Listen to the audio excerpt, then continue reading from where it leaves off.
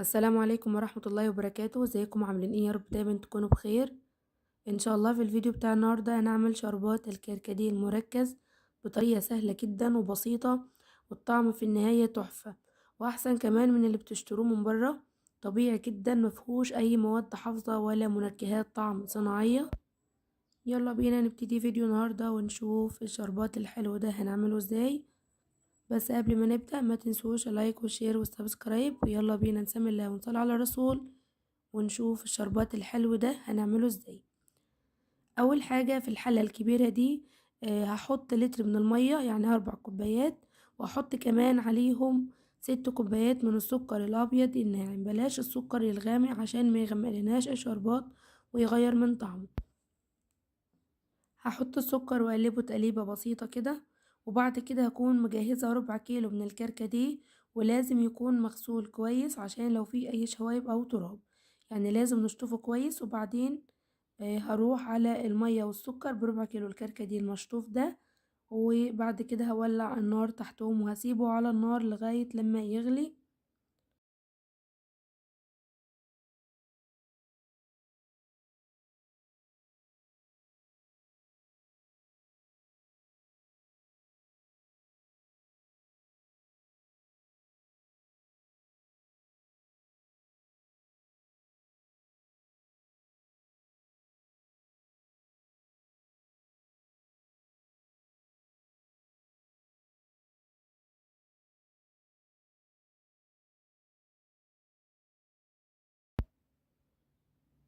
واول لما الخليط ده يبتدي يغلي هخلي النار متوسطة وهسيبه لمدة 10 دقايق.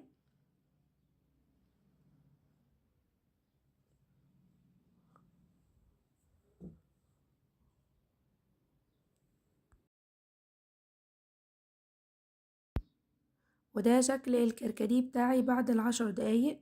زي ما انتوا شايفين طبعا الحجم بتاعه بيقل، وكمان السمك بتاع الشربات نفسه بيتقل شوية بالشكل ده.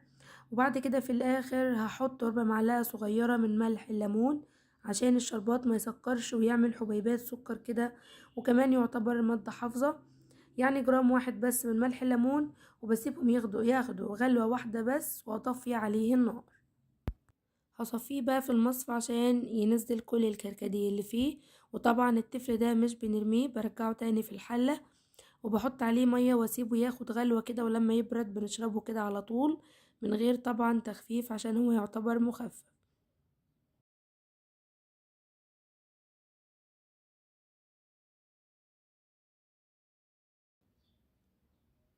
وده بيكون شكل الشربات اللي طلع. هو طبعا سخن لسه، ما تستكتروش كمية السكر اللي في الشربات. الشربات المركز بيكون سكره كتير، عشان كده منضيفلوش سكر واحنا بنخفه.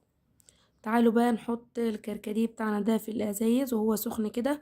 والازايز دي انا غسلتها ونشفتها كويس، ولعت الفرن لمدة دقيقتين وطفيته، وحطيت الازايز دي في الفرن على وشها كده عشان تتعقم كويس.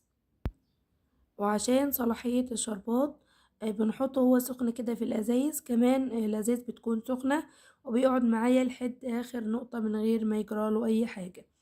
هحطه في الازاز. طبعا انتوا شايفينه هو نازل، شكله يمكن يكون خفيف شوية لانه سخن، لكن لما بيسقع كده بنعمل منه الكركديه المخفف. هتشوفوا قدامكم دلوقتي، هتشوفوا قد ايه بعد ما بيبرد بقى تقيل وسمكه تقيل. وبعدين تعالوا بقى نشوف هنعمل ايه. ده بقى الكركديه اللي عملته، طعمه حلو ومنعش، وكمان الولاد هيحبوه قوي. تعالوا بقى نعمل الكركديه المخفف ده. بحط كده شوية من الكركديه وعليه المية وبقلبهم كويس. شايفين وانا بحط المية اللون تحفة.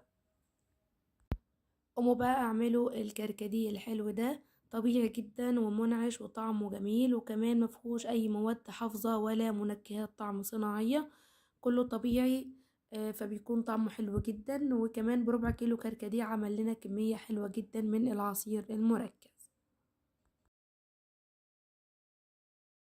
وده كان فيديو النهاردة، اتمنى يا رب تكونوا استفدتوا من الفيديو ويكون فيديو النهاردة عجبكم. لو اول مرة بقى بتشوفوا القناة متنسوش تعملوا لايك واشتراك وتفعلوا زر الجرس عشان يوصلكم اشعار بالفيديوهات اللي بنزلها اول باول.